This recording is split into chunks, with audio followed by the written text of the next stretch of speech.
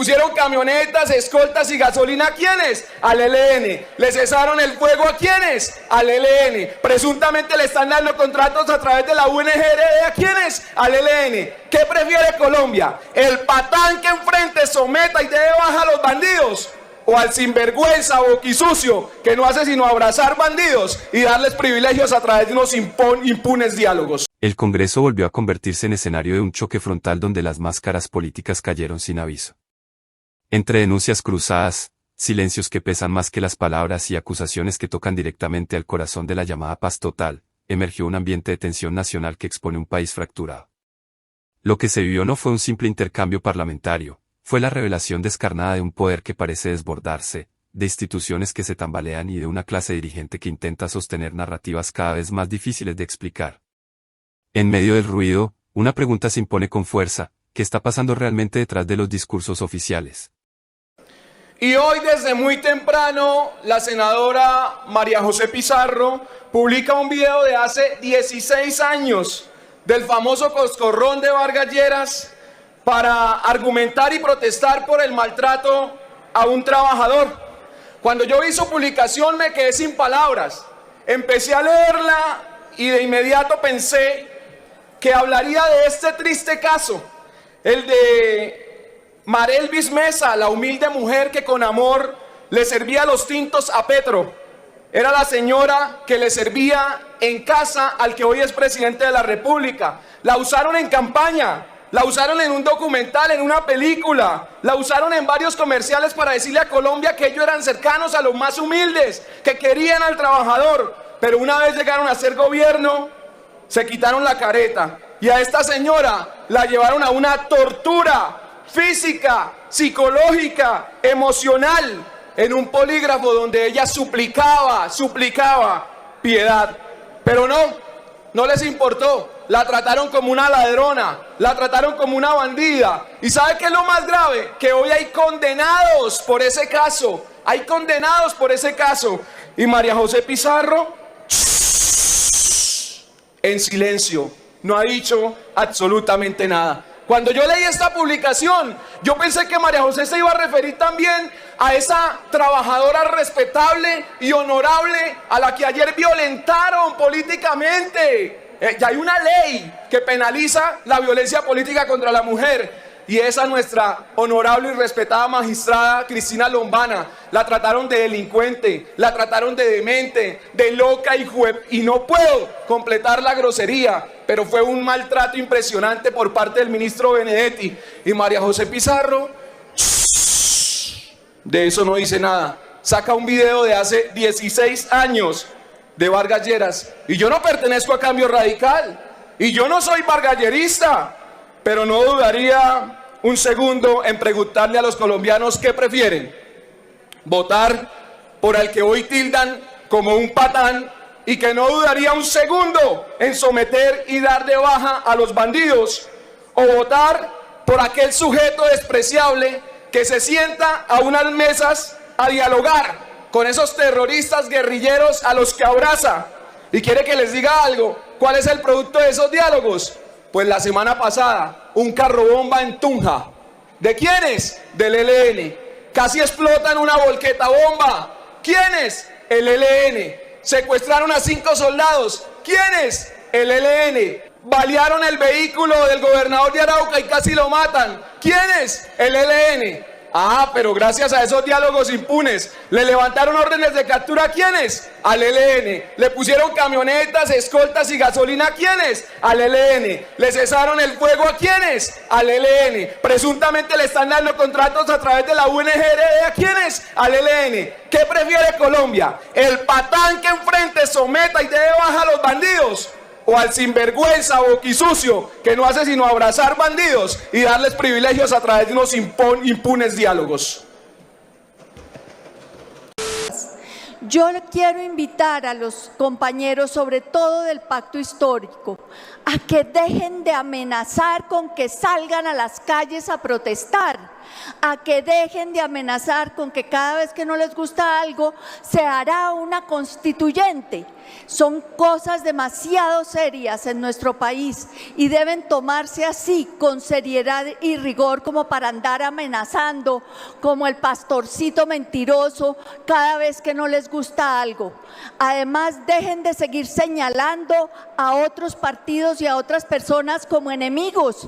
No dividamos más a los colombianos. Esa es mi invitación a los compañeros.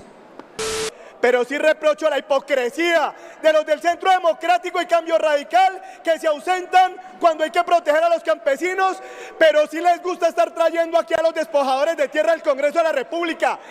Gracias, presidente. Yo creo que es que se está abusando de su generosidad y de la figura de la moción de orden.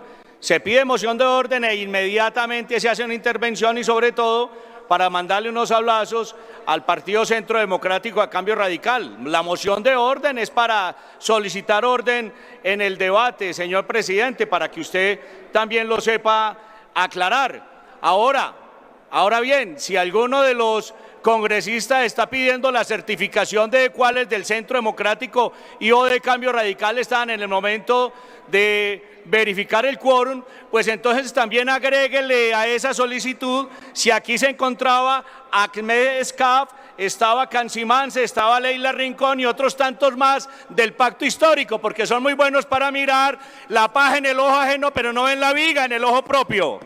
Pero no puedo retirar mi reproche sobre el resto de la bancada del pacto histórico que no están presentes y menos aún tampoco la retiro sobre las otras bancadas de gobierno. Ellos nos reprochan a nosotros que porque rompemos el quórum, nosotros somos oposición y ellos no tienen por qué venirnos a explicar o a decir o a enseñar cómo quieren o pretenden ellos que nosotros hagamos nuestro ejercicio de oposición. Nosotros lo hacemos o rompiendo el quórum o haciendo el debate o como a nosotros se nos ocurra que debe ser mejor planteado para ese momento específico la actuación de la oposición. No tienen por qué venirnos a nosotros a decir qué es lo que tenemos que hacer o cómo tenemos que hacer la oposición. Más bien fíjense en ustedes, los congresistas de gobierno que tanto han dicho por ahí en las noticias, en las repartijas de contrato y en las repartijas que hay de puestos, ¿por qué es que no están aquí? ¿Dónde está? A ellos es los que hay que recriminar. ¿El gobierno les ha ayudado o no les ha ayudado? Ellos son los congresistas de gobierno. Dígales a ellos que tienen que estar aquí cumpliéndoles a ese gobierno como lacayos, porque así los tienen. Nosotros somos oposición, nos reafirmamos como oposición y pedimos respeto a nuestras acciones como oposición. Gracias. Vea, con todo respeto con el senador Toño, me parece que eso rompe los acuerdos que se habían logrado en la comisión primera. Aquí nosotros habíamos sido claros de la importancia en que las víctimas puedan ayudar a seleccionar cuál es la jurisdicción que tienen. Porque ese concepto de territorialidad que se había incluido, ese concepto de ampliación según el juez natural que está proponiendo el senador Toño Correa, rompe los acuerdos, senador Benavides. Senadora Aida, que yo les pido que honremos, porque nosotros hemos acompañado el proyecto con ganas de que salga, buscando defender los intereses de todos. Entre otras cosas, las mujeres indígenas, que viven muy disgustadas con que en las jurisdicciones indígenas el tema de violencia sexual contra ellas, de violencia física contra ellas, no es atendido debidamente, y muchas han querido que la protección de sus mujeres y sus niños vaya a la jurisdicción ordinaria. Lo mismo quienes son víctimas en territorios contiguos. Yo creo que aquí hay un tema que es fundamental, en el que le pido, senador Benavides y senadora Aida, que me ayuden a ahorrar los compromisos, porque esa proposición del senador Toño rompe pues todo el acuerdo que habíamos tejido durante todo este tiempo. Pero finalizo con un llamado al ministro de Educación, Daniel Rojas, y al presidente del ICETEX, Álvaro Urquijo. ¿Por qué el Ministerio del Trabajo sí puede trabajar de la mano con las iniciativas de los congresistas en favor de nuestros jóvenes? ¿Por qué, en cambio, con la reforma al ICETEX, el gobierno se opone de manera mezquina e irracional? ¿Por qué con la reforma al ICETEX el ministro de Educación se dedica a sabotear y a pedirle además al presidente del ICETEX y al ministro de Hacienda que también saboteen. Hombre, la reforma al ICETEX es una iniciativa impecable que hemos trabajado con los expertos en Regáleme 30 segunditos para terminar, por favor. Termine, repre, por favor. Que hemos trabajado con los expertos en educación, con las universidades, con los usuarios de la entidad, con algunas de las plataformas del movimiento estudiantil. No tiene ningún sentido que sigan en esa oposición a una iniciativa que, ojo, fue una promesa del presidente Petro, que simplemente nunca presentó y que entonces el Congreso presenta, pero en donde el gobierno todavía puede unirse. De manera que elevo una solicitud al gobierno nacional a que se una a la reforma al ICETEX, a que dejen de torpedearla y a que trabajemos juntos por los jóvenes. Lo ocurrido en este debate deja al descubierto una grieta profunda entre el relato del gobierno y la realidad que denuncian varios sectores políticos.